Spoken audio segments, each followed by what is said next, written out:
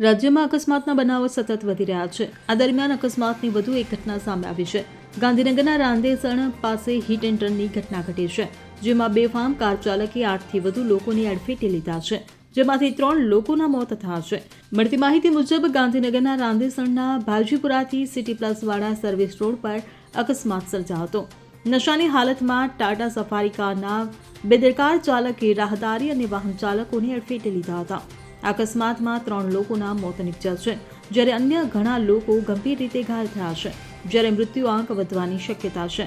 પ્રાથમિક જાણકારી મુજબ કાર હિતેશ વિનુભાઈ પટેલના નામે નોંધાયેલી છે, તો બીજી તરફ કાર ચાલક અન્ય વ્યક્તિ હોવાનું સામે આવી રહ્યું છે.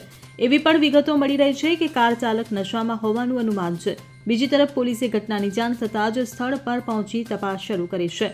સીસીટીવી ફૂટેજ અને સ્થાનિક લોકોના નિવેદનોના આધારે અકસ્માતની તપાસ હાથ ધરી છે. આ દરમિયાન પોલીસ કારના બેદરકાર ચાલકને રાઉન્ડ અપ કરી લીધો હોવાની વિગતો સામે આવી છે. Bureau report CN24 news. હવે જુઓ દેશ દુનિયાની તમામ ખબરો તમારી આંગળીના ટેરવે.